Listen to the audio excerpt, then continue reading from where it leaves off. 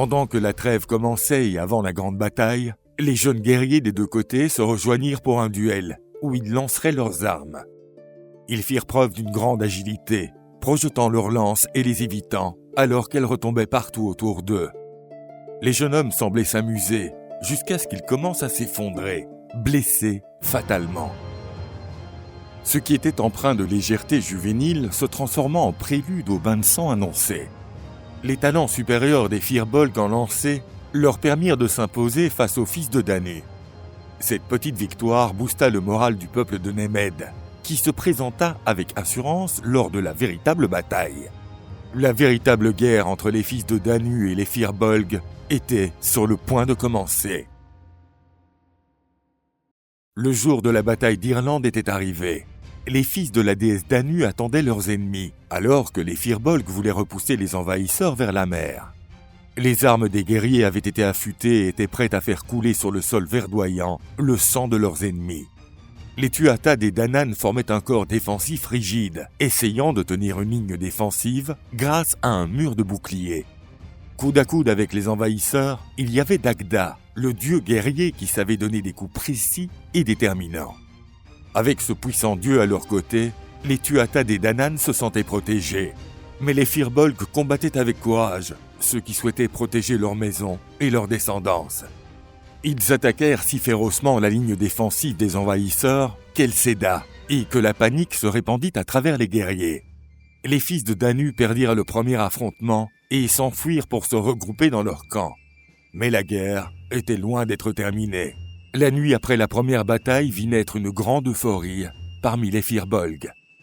Mais le matin qui suivit, alors que le grand chef des Firbolg, Éochaid, se rafraîchissait sur les rives d'un courant, il remarqua que quelque chose s'approchait de lui. Il se retourna et y vit des personnages sinistres. Il s'agissait de druides assassins qui voulaient tuer le chef des Firbolg pour éviter que le bain de sang ne se prolonge. Le roi était sans défense et son arme hors de portée. L'embuscade semblait parfaite. Mais les druides ne s'attendaient pas à l'arrivée d'un jeune guerrier Firbolg qui se dressa entre son supérieur et les trois assassins. Il combattit seul contre les trois assaillants. Les trois druides furent tués, mais le jeune homme courageux ne survécut pas aux blessures de ce combat héroïque. Un monument fut érigé en l'honneur du champion solitaire et la colline où il avait combattu fut connue sous le nom de la colline de Tara. Le deuxième jour du combat fut aussi sanglant que le premier. Des combattants des deux côtés périrent en grand nombre. Les grands guerriers prenaient part à des duels, tandis que d'autres guerriers participaient à des combats si confus qu'il était souvent difficile de distinguer les amis des ennemis. Après un jour complet de combat, les deux armées retournèrent à leur camp, se considérant vainqueurs. Dans le camp des fils de Danu, le dieu Dagda motiva ses guerriers et promit de les mener vers la victoire. Mais leur nature était de tenir bon et de ne pas trembler face à l'ennemi. Sreng, le courageux guerrier Firbolg, mena l'offensive de sa tribu. À la tête de son armée, il extermina des dizaines d'opposants. Le grand Dagda se battit en duel avec Sirb, héros divin de la tribu des Firbolg. L'acharnement des deux grands guerriers impressionna les autres combattants. À la fin, même s'il avait combattu vaillamment, Sirb périt aux pieds du grand Dagda. Les prés verts irlandais étaient teintés de rouge et les corbeaux se délectaient des corps étendus partout. On pouvait encore entendre le grognement des guerriers mourants qui poussaient leur dernier souffle. L'un des grands oiseaux noirs voltant au-dessus du champ de bataille ne quittait pas des yeux Nuada, le chef des Tuatha des Danann. Le chef des enfants de Dana était perdu dans ses pensées, car il ressentait une présence étrange. Derrière lui, il y eut soudain une femme si belle et si séduisante qu'il pouvait uniquement s'agir d'une déesse. C'était Morrigan, déesse associée à la guerre et à la destruction. Elle lui promit la victoire à l'oreille et le mena doucement vers sa tente. Nuada se réveilla dans son lit après une nuit d'amour intense. Il réussit encore à percevoir Morrigan sous sa forme de corbeau alors qu'elle s'envolait de sa tente. Le roi des Tuatha des Danann pensa alors qu'en dépit des difficultés imposées par les Firbolg, il pourrait mener son peuple vers le triomphe. Une nouvelle journée de combat commença, et ce fut comme si la journée précédente recommençait. Les Firbolgs tuaient des Tuatha Dé Danann, et les Tuatha Dé Danann tuaient des Firbolgs. Mais un grand duel était sur le point de se produire. Le grand Sreng était prêt à défier le roi Nuada. Le roi savait que sa victoire sur le champion des Firbolgs serait un coup terrible au moral de ses ennemis. Alors, il s'y rendit avec à cœur une férocité terrible. Les autres combats s'interrompirent afin de regarder le duel.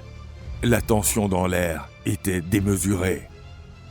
Nuada et Sreng échangeaient des coups brutaux.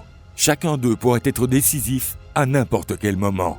Sreng, furieux, abattit un coup remarquable, réduisant en miettes le bouclier de Nuada. Sans protection, le roi serait vulnérable, et son arme était abîmée elle aussi. Le roi cria qu'on vienne l'aider. L'un des nobles présents vint rapidement à sa rescousse, se plaçant entre le champion Firbolg et son roi. Le grand Dagda se précipita aussi pour aider le roi Nuada. La présence de ces deux grands guerriers fit battre en retraite Sreng. Le roi se retira du champ de bataille, accompagné de druides guérisseurs.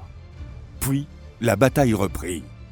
Bress, l'un des guerriers menant le fils de Danu, souhaitait venger son roi. Sur le champ de bataille, il se mit à la recherche d'Éochaid, roi Firbolg. Le roi Firbolg opposa une grande résistance à l'armée des fils de Danu, qui, à ce moment-là, semblait avoir l'avantage.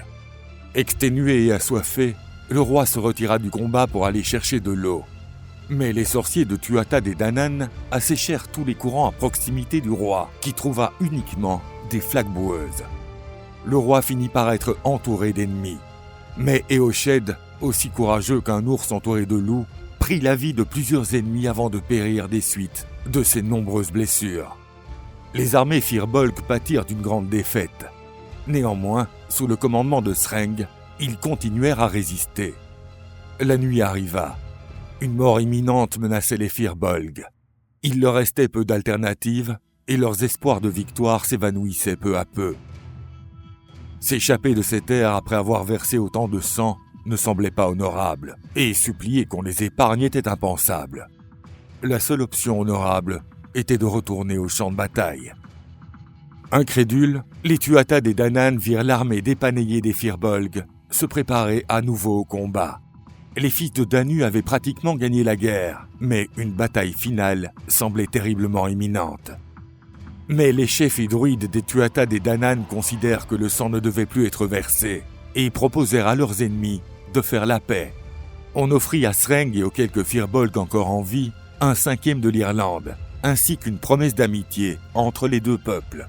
Sreng accepta ces conditions et choisit la région de Connacht pour que s'installe son peuple. Les fils de la déesse Danu régneraient sur le reste de l'île verdoyante. C'est ainsi que plusieurs dieux arrivèrent en Irlande. Ces divinités créèrent de nouvelles armes pour le roi Nuada, qui deviendrait connu sous le nom de Nuada aux armes d'argent. Le sang de ces guerriers courageux fertilisait le sol de l'Irlande. Sur cette riche terre, une grande culture prospérait et les héritiers de cette tradition deviendraient connus sous le nom de Celtes.